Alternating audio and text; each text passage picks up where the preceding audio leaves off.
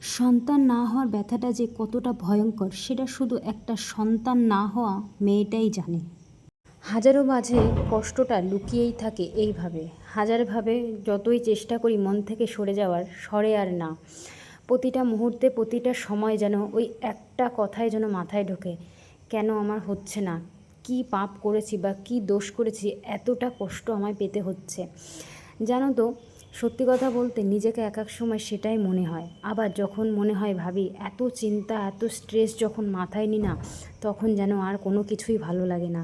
তখন আর মনে হয় কি যে না, জীবনে যেটুকু লেখা আছে সেটুকুই আমার সাথে হবে, ভালো হোক খারাপ, জীবন মানেই এটাই, সুখ দুঃখ নিয়েই জীবন। যাই হোক, তোমাদের সঙ্গে তো সব কিছুই শেয়ার করি, আমার জীবনের সব কিছু কী হলো না হলো, এটা কিন্তু বাস্তব। জানো তো, হাজারো দুঃখ কষ্ট ঝড় বাতাস সব কিছু আসবে, সব কিছুই যেন ঠিক হয়ে যায়, কিন্তু এই যে একটা যন্ত্রণা, বাচ্চা না হওয়া আর সন্তান না আসা, এই যে যন্ত্রণাটা একমাত্র সেই মেয়েরাই বোঝে যাদের হয় না। এই যন্ত্রণাটা সব সময় যেন নিজেকে কুড়ে কুড়ে খায়, কুড়ে কুড়ে খায় প্রতিটা মুহূর্তে প্রতিটা সেকেন্ডে। যখন আমরা কোনো কিছু ডাক্তার দেখাই বা কোনো কিছু করি, সেই মুহূর্তে যদি নানান বাধা বিপত্তি আসে না, তখন না হাজারো প্রশ্ন মাথায় ঢোকে, কেন হচ্ছে না, কেন হচ্ছে না, এত কিছুই করছি কেন হচ্ছে না। এই যে প্রশ্নটা, কাউকে উত্তরও দিতে পারি না, মুখ বুজে সহ্য করতে হয়। কত প্রশ্নের উত্তর দেওয়া লাগে সে আমি বলে বোঝাতে পারবো না।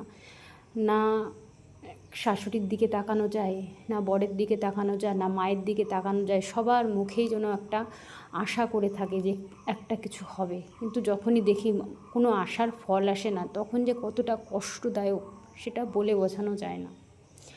আমার কথার সুরে বুঝতে পারবে কতটা যন্ত্রণা, কতটা কষ্ট নিয়ে আমি বেঁচে আছি। সে বেঁচে থাকাটাই যেন বৃথা হয় আমার কাছে।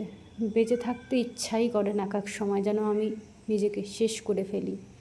হয়তো অনেকেই বলবে যে সন্তানই সব কিছু। না, সন্তানই সব কিছু না, সব কিছুর এক একটা ধারা থাকে, সব কিছু এক এক পর হলে ভালো লাগে, সব ক্ষেত্রেই তাই। ছোট থেকে বড় হওয়া, কেউ কি চাবে ছোট থেকে ওই ছোটই থাকতে, বা কেউ চাইবে যে আমি বড় হব না বা কিছু, এসব কিছুই না। সব কিছু ধাপে ধাপেই ভালো লাগে, জানো তো।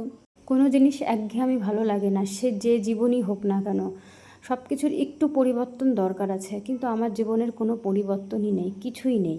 কিন্তু কী আর করবো বলো। যাই হোক, অনেক কিছুই বলে ফেললাম। তো সকালবেলা দেখো আমি সব কাজকর্ম কিন্তু সেরে ফেলেছি। আজ একটু মায়ের কাছে যাব, তো মা আজকে শাশুড়ি মাই রান্না করেছিল। তারপর আমি চান টান করে ঘরের পুজো টুজো দিয়ে নিয়েছি, তারপর এখন বেরোবো, রেডি হয়ে নিয়েছি। তো যেতে হবে, একটু ব্যাংকের কাজ আছে, তারপরে আরও ফর্ম ফিল আপ, অনেক কিছুর কাজ, অনেক কাজ, কী বলবো, কাজের আর শেষ নেই। এতটাই গরম পড়েছে, কোনো কিছুই ভালো লাগছে না। যাই হোক, আমি আর আমার বরমশাই বেরিয়ে পড়েছি বাজারের দিকে। প্রথমে গেছিলাম ওর ব্যাংকে, স্টেট ব্যাংকে একটু কাজ ছিল, ওর একটা বই নেওয়ার দরকার, নতুন অ্যাকাউন্ট খুলেছে। তো যাই হোক, ওই বইটা নিয়ে তারপর সোজা আবার বাড়ি চলে যাব মায়ের কাছে। ওইখানেও গিয়েও ব্যাংকের কাজ আছে, এখন শুধু ব্যাংকের কাজ, সবাই জানো এখন খুব সমস্যা হচ্ছে ব্যাংকে নিয়ে, এই সেই করা লাগছে। যাই হোক, আমাদেরও সেই একই প্রসেস করতে হচ্ছে, কিছু করার নেই।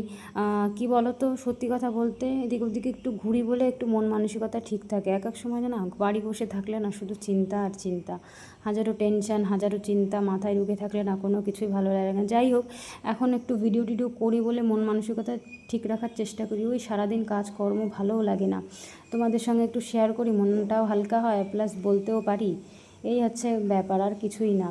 যাই হোক, অনেক দিদিভাই আমাকে কমেন্ট করে বেশ সুন্দর সুন্দর, খুব ভালো লাগে যে তারা ভালো কথাই বলে। সব কিছুই জানি ঠিক হয়ে যাবে, কিন্তু তাও যেন মনটা তো আর মানে না, সবসময় একটা ভিতর মধ্যে যন্ত্রণা আমার থেকেই যায়। একমাত্র সত্যি তারাই জানে না হওয়ার কষ্টটা, আর কিছুই না। সবাই হয়তো সহানুভূতি দেবে, ভালো কথা বলবে, কিন্তু আমাদের মধ্যে লুকিয়ে থাকে হাজারো কষ্ট। যাই হোক, কষ্ট ছেড়ে সব কিছুই সামনে এগোতে হবে, তাছাড়া তো আর উপায় নেই। এদিকে মা আর আমি কিন্তু চলে এসেছি ব্যাংকের দিকে, মা আর আমি যাচ্ছি ভীষণ রোদ্দুর। আর মা থাকলে না পাশে, না মনটা বেশ ভালো লাগে, হাসি খুশি লাগে, কেন জানি না আলাদা রকমের অনুভূতি। মায়ের কাছে থাকলে না আর হাজার টেনশন থাকে না, তার জন্য চেষ্টা করি একটু মাঝে মধ্যে মায়ের সাথে একটু থাকতে, ভালো লাগে। কারণ মাথার মধ্যে হাজারো টেনশন ঢোকে, এক মার কাছে আসলে না তখন সেই টেনশনটা থাকে না, থাকে থাকে না বলা ভুল কথা, মানে এই যন্ত্রণাটা তো আলাদা, সে হাজারের মধ্যেও একটু না একটু থেকেই যায়। যাই হোক, মায়ের কাছে আসলে একটু কম লাগে। তো আমি আর মা কিন্তু ব্যাংকের কাজ মিটিয়ে একটু পিসি বাড়ি এসেছিলাম। পিসি বাড়ি অনেক দিন যাই না, আর পিসি আমার মা আমাকে বকছে, আমি ভিডিও করছিলাম, বলছে তাড়াতাড়ি আয়। তো যাই হোক, এদিকে যে সিঁড়িটা, মানে সিঁড়ি বলছে, একটা যে যাওয়ার পথ দেখলে বাঁশ দিয়ে ব্যারিকেড টাইপের মানে করেছে, বেশ সুন্দর, বেশ তাও হাঁটা যাচ্ছে, আগে কিন্তু তাও হাঁটা যেত না। যাই হোক, পিসি বাড়ি থেকে ঘুরে এসে পিসি দেখো আম দিয়েছে, আম শক্ত। আর আমাদের ছিল 3টে জায়গায় হচ্ছে তোমার হালখাতা ছিল। একটা মোবাইলের দোকানে গেছিলাম আমার এই মোবাইলের কভার ঠিক করতে গিয়ে, সেখানেও একটা মিষ্টি পেয়েছি। তারপর একটা মুদিখানা থেকে মিষ্টি পেয়েছি, সোনার দোকান থেকে মিষ্টি পেয়েছি, অনেক মিষ্টি পেয়েছিলাম জানো তো। আর বেশ মিষ্টি খেতে তো পছন্দ হয় না, কিন্তু দেখতে বেশ ভালোই লাগে যে অনেক মিষ্টি পাওয়া একটা আনন্দ, ছোটোবেলাকার আনন্দ, যে মিষ্টি দেখলে কতটা আনন্দ লাগে। খাই তো না সেমন মিষ্টি টিষ্টি আমি তেমন খাই না, তো যাই হোক দেখেই শান্তি। তো এখানে সব কিছু দেখো আমি সুন্দর করে সাজিয়েছি, সাদা মিষ্টি, আর 2টো প্যাকেটেও কিন্তু অনেক রকমের মিষ্টি আছে। আর এদিকে পিসি দিয়েছিল আম আর আমশক্তটা খেতে ভালো লাগে। যাই হোক বন্ধুরা, ভিডিওটা এই পর্যন্ত শেষ করব। ভালো থেকো, সুস্থ থেকো সবাই, পরে একটা নেক্সট ভিডিওতে দেখা।